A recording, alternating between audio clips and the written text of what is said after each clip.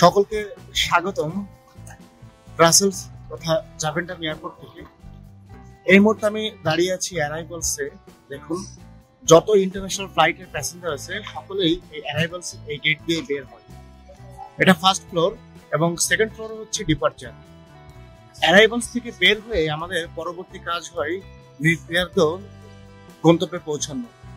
এখান থেকে আমরা বিভিন্ন ধরনের শহরে যেয়ে থাকি, আর সেই শহরে যাওয়ার জন্যই যখন প্রথম অবস্থাতে আসি আমাদের অনেকেই এটা অজানা থাকে বা একটু বিড়ম্বনায় পড়তে হয়। এই ভিডিওতে আমি সবকিছুই আপনাদেরকে গাইড বাই গাইড দেখিয়ে দিই। এটি হলো অ্যারাইভালস গেট। এখান দিয়ে সকল ইন্টারন্যাশনাল প্যাসেঞ্জার বের হয়। ঠিক অ্যারাইভালস গেটের বাম পাশে পেয়ে যাবেন ট্যাক্সি ক্যাব।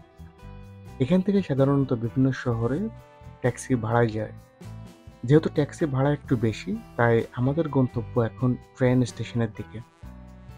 এয়ারপোর্টের ঠিক নিচেই আন্ডারগ্রাউন্ডে ট্রেন স্টেশনটি অবস্থিত, আর সেটিতে পৌঁছানোর জন্য আমাদেরকে ডান পাশের গেটটি বেছে নিতে হবে। ঠিক এই গেটটা বের হলেই হাতের দুই পাশে আপনি লিফট দেখতে পাবেন, যে লিফট দিয়ে আমাদেরকে একেবারেই বেসমেন্টে নেমে যেতে হবে। তো চলুন আমরা এগিয়ে যাই এবং আপনাদেরকে দেখানোর চেষ্টা করি।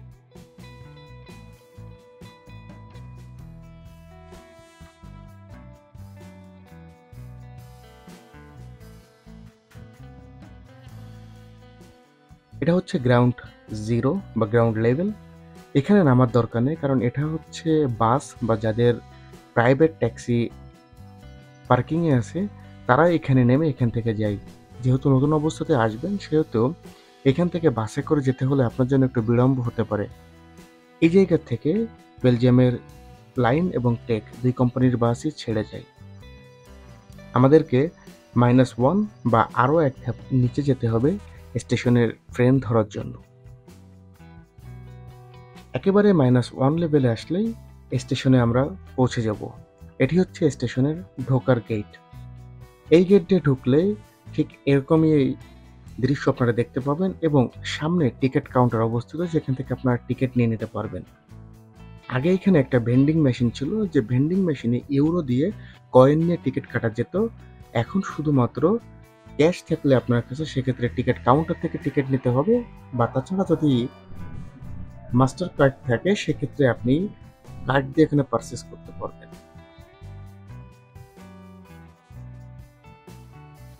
টিকিট কাউন্টার থেকে টিকিট নেওয়ার পরে এবং গেট ক্রস করে আসার পরে এখন আমাদেরকে ডাউন স্টেয়ারে যেতে হবে। এটি হচ্ছে প্ল্যাটফর্ম 1 এবং 2 নম্বর প্ল্যাটফর্মটা কাছাকাছি এবং 3 নম্বর প্ল্যাটফর্মটা একটু দূরে। সুতরাং যখন আপনারা নিচের দিকে যাবেন, যেহেতু লাগেজ থাকবে সাথে, একটু কেয়ারফুলি মনিটরে দেখে নেবেন কোন প্ল্যাটফর্ম আপনার ট্রেনটি।